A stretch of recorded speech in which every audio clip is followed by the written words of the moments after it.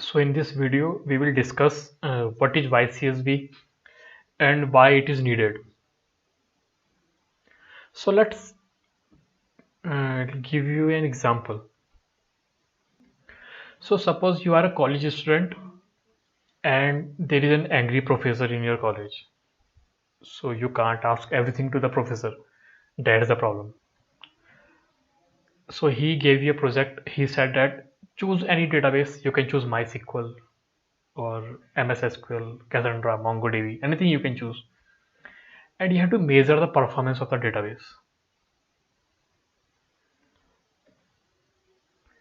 So now you start thinking, how can I do this? How can I measure the performance?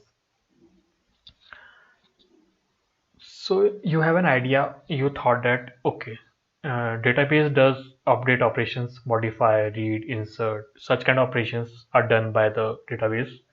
So why not to measure the performance in such a way, like I will insert some data in the database and I will see how much time it's taking, how much time the read operations are taking. So in such a way I can measure the performance of a database.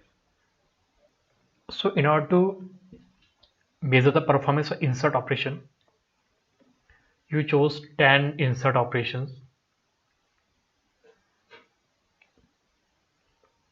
and you inserted data using such operation in the database. Suppose you chose MongoDB for measuring the performance.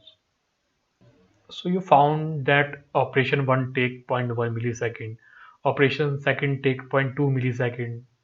So that's how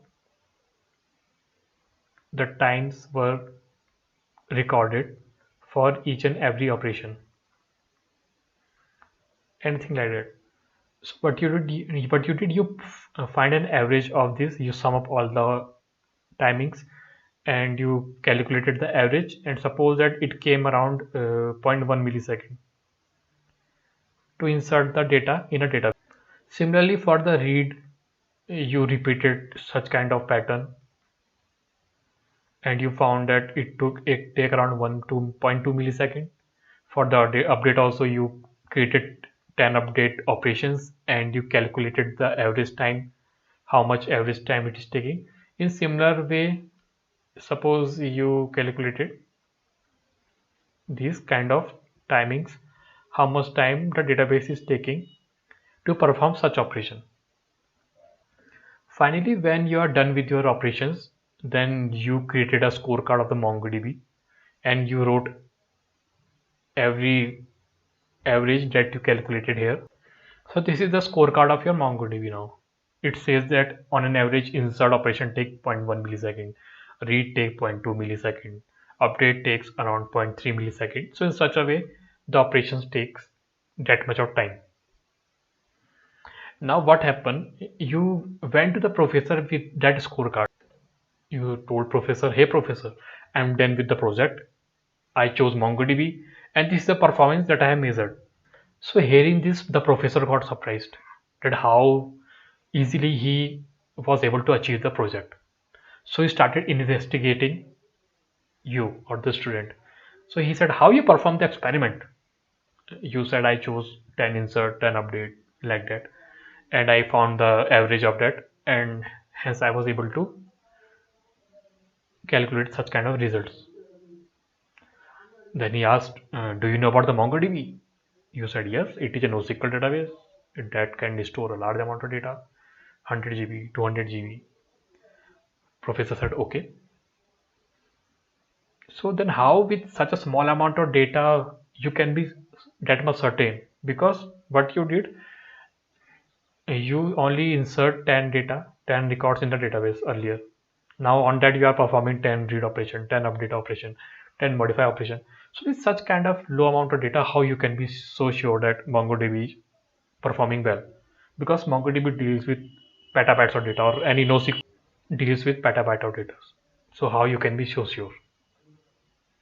Then professor asked, okay, so what if an operation is mix-up type, like earlier what you done, you took 10 read, 10 update, 10 modify. What if there are 5 read operations and there are certain insert operations, certain update operations, so there is a mix-up of kind of thing. So how you will deal with that?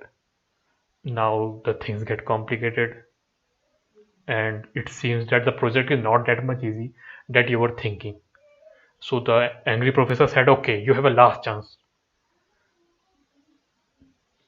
This time, if you will be failed with something good, I will give a zero.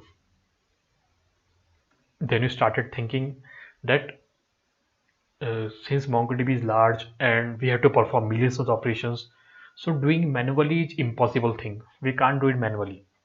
So must be something like some tool that will be working automatically that could be making the work easy. There should be something there. And also you should be able to calculate the performance by own, because I can't find out the average of 1 million operations if I am performing on the database. So it is very difficult. So it should be, the tool should be able to work automatically. It should be able to handle everything, running the operations, calculating the performance. So it should be done by the tool itself. Then you search over the web and you found that there is a tool called YCSB, Yahoo Cloud Serving Benchmark, that can came as a rescue. Like, you found that it can perform operations in a large amount. It can perform all kind of operations like read, update, insert. It also calculates the results, and it is automated in nature.